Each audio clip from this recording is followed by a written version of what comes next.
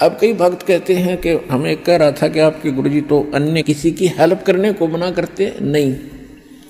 Help करने का स्थान होता है जैसे फ्लड आ गई की तरह या सूखा पड़ गया, कोई एक्सीडेंट दुर्घटना होगी, वहां मदद करो। जैसे किसी भिखारी को दान नहीं देना। अब कोई अपना धंधा करके खाओगा, कुछ भगवान के गुण गाओगा, उसको मालिक के चरणों में लाओ, उसका नाम दिलाओ, उसको भक्ति कराओ, उसका उद्धार हो जाएगा। तो भिखारी को दान देना या किसी अन्य संत को दान देना नहीं चाहिए। उनको क्या दे सकते हो? खाना खिला सकते हो, कोई वस्त्र सिलाकर पहना सकते हो, अगर आप उसकी मदद करना चाहते हो। उसको कैश ना देना, क्योंकि वो साधु संत नहीं है, वो भिखारी बकवादी व्यक्ति हैं। अगर सारे भिखारी हो जाए फिर कमावे कौन गा? एक व्यक्ति ने एक भिखारी को 100 रुपये दे दिए। अब ये क्या करते हैं? सारी बकवाद करते हैं, शराब ये पीवें, मांस ये खावें, क्यों फ्री का मिल रहा है, और फिर सबके गधे बनेंगे, किसी कुत्ते बनेंगे, वो संस्कार और बढ़ेगा, वो वापस देना पड़ेगा। कोई वैसे थोड़ा किसी से ले लिया वो देना नहीं। कहते तुमने उस दरगाह का मैल नहीं देखा और धर्मराज के तिल तिल का लेखा। 100 रुपये दे दिए। पहले वो पौवा पीता था शराब का, उस दिन एकदम अच्छा दाव लग गया, उसने आधा पिया। अब शराब पी कर रोज पत्नी ने कुटे, बच्चों ने कुटे, पिटाई करता था, वो दुखी थे।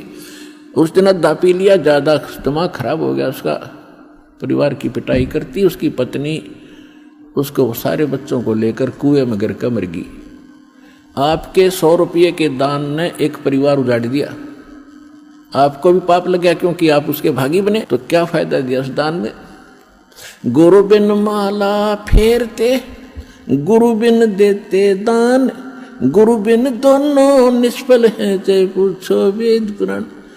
अब जैसे द्रौपदी ने एक अंधे महात्मा को एक कपड़ा दिया था 9 इंच बाई 3 फुट 4 फुट, एक छोटी सी टुकड़ा अपनी साड़ी से पाड़ कर। वैसे उसको दान करने में सारी साड़ी उसकी खराब हो गई थी, लेकिन महात्मा को केवल एक इतना साइज मिला था।